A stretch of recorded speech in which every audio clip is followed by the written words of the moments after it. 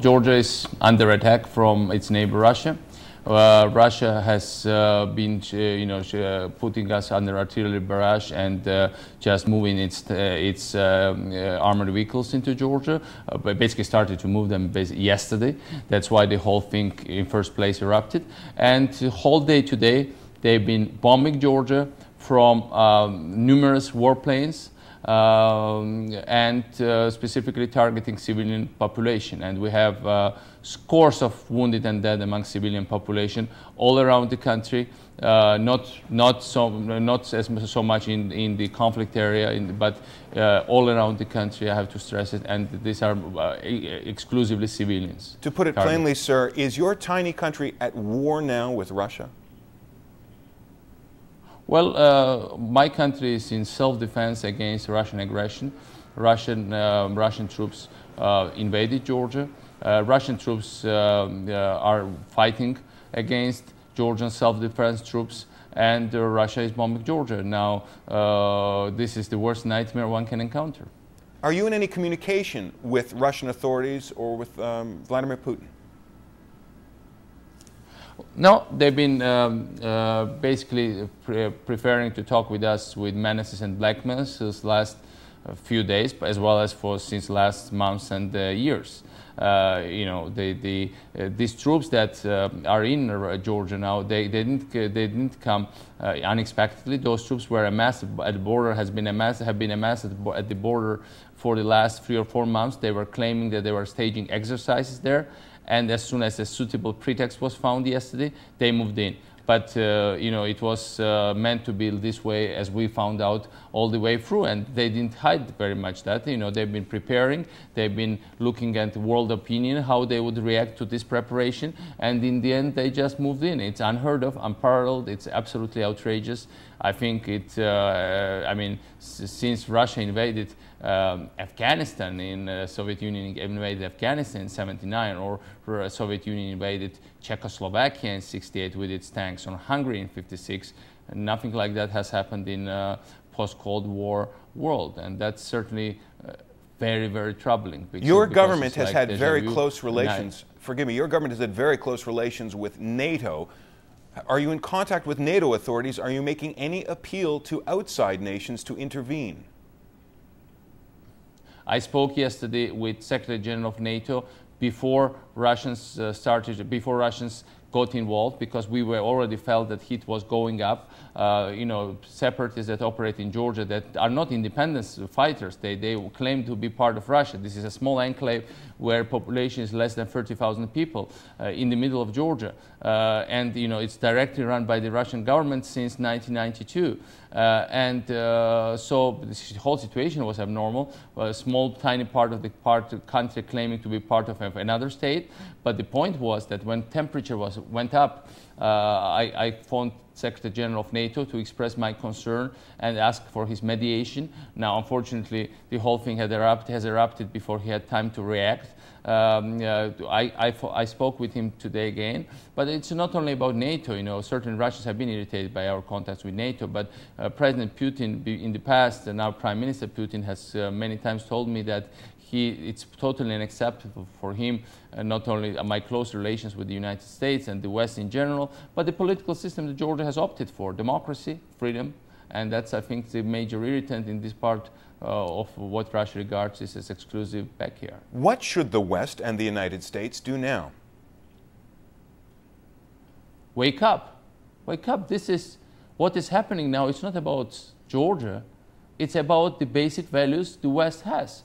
The basic values the U.S. has always preached us. We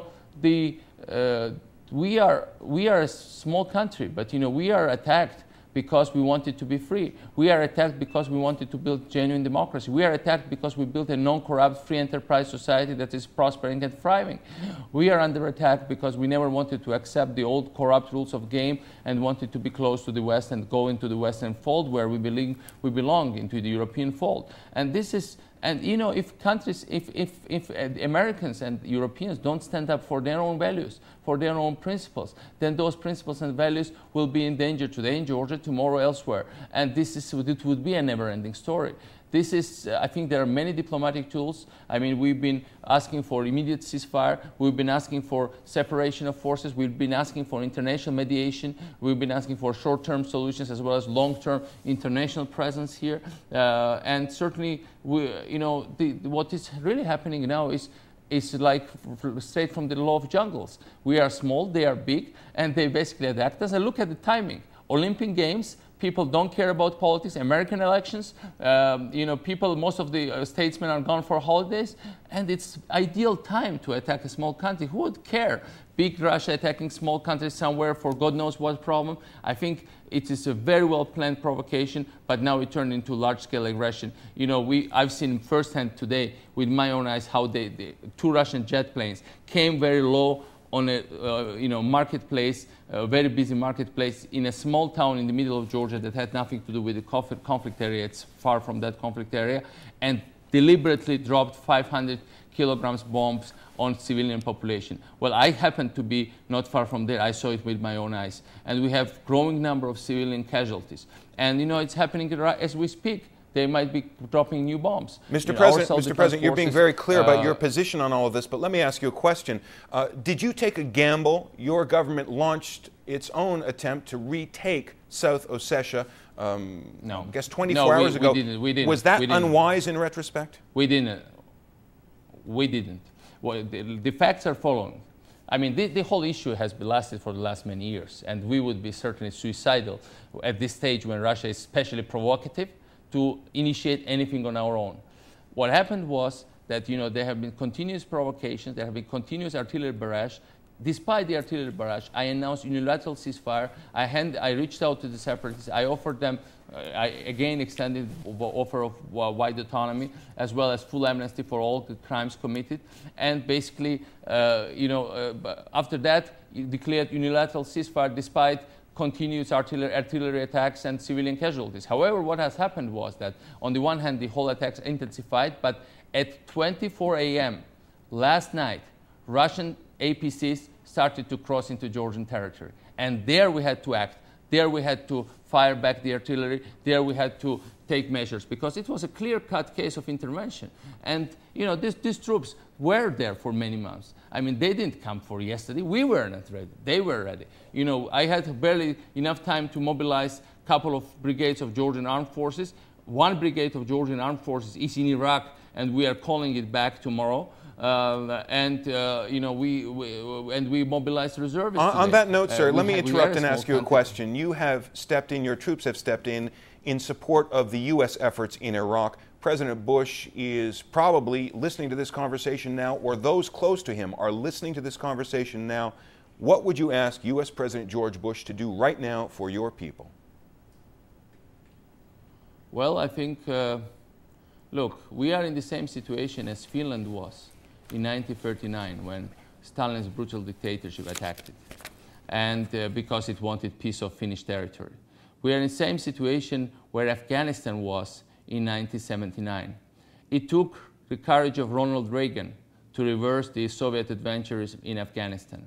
Looks like the adventurers are back, and looks like the peace is endangered again, and human rights and freedom is in grave danger again. Well, President Bush always said Georgia is a beacon of liberty, success case of his own freedom agenda. Well, we didn't do it for him. We did it for our people. We believe in democracy. We believe in freedom. But I always taught, I went to universities in America, and they taught me that America always stands up for its freedoms. America always helps freedom-loving countries. That is the moment of truth for everybody. I think for President Bush, for the United States, for the rest of the Western world, and for all of us. If we are willing to stand up for our own ideals, if we are willing to fight for freedom, if we are willing to protect people who deserve to be protected, and give chance to everybody, notwithstanding of their ethnic origin, of their political beliefs, but people who believe in democracy and freedom. And that's really the crucial moment of history, I think, for Europe, and high time to wake up for everybody.